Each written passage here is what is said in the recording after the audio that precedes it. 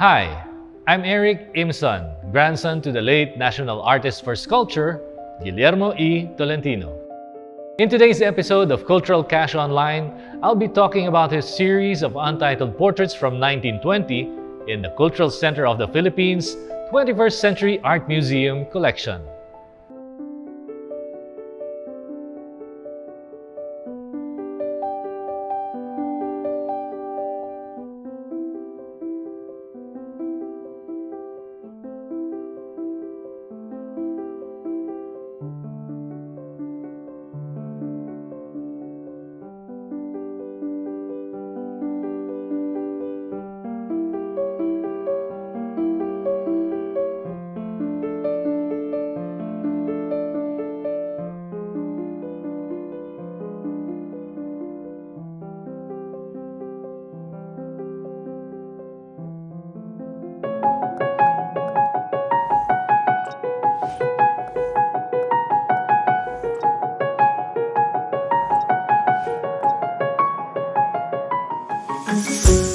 To me, before he was National Artist Guillermo Tolentino, he was Amang.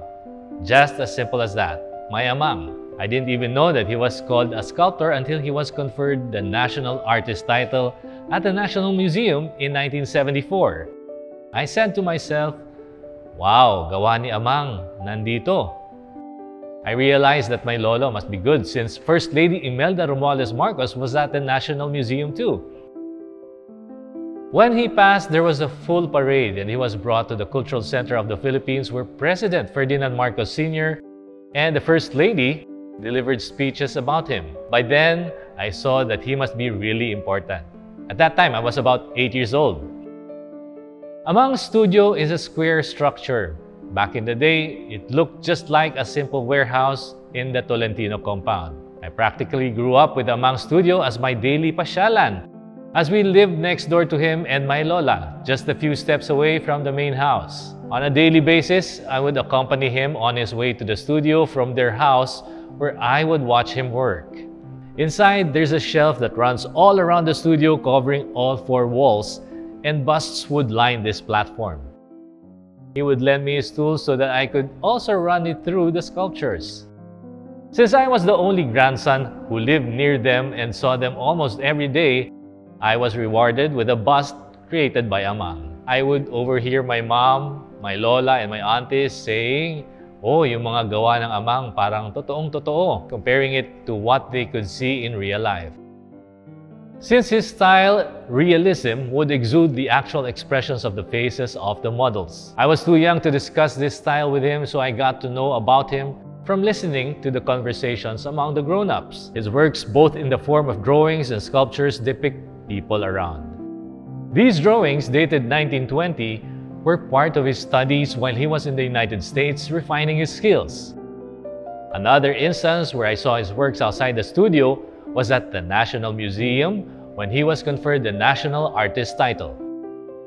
I found out that the sculpture students back then, and probably up to now, would draw the image of their model before they could sculpt.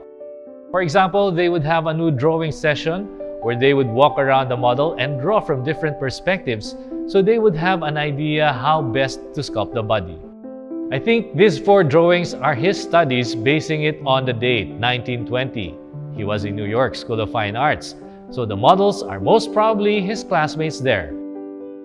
From the drawings, these would progress into sculpture. Looking back, I wonder why he wasn't able to teach me and encourage me to become a sculptor when I was younger. Because that's one of my regrets, not having enough time to be trained by him. Because I was already there and he was guiding me. Bakit hindi niya ako naturuan? I will never know. But one of his mantras is that whatever you choose to do, just be the best at it. So that stuck with me. I think this translates into one of his sculptures as well, the Oblation, located at the University of the Philippines, where he also taught. That's a symbol of the university and Filipino youth. A naked man facing up into the sky with open arms. That's the UP Oblation. It depicts the qualities of Filipino youth that he wanted to present. A Filipino with outstretched arms serving the nation and welcoming the changes and challenges of the world. Thank you for joining me in this episode of Cultural Cash Online.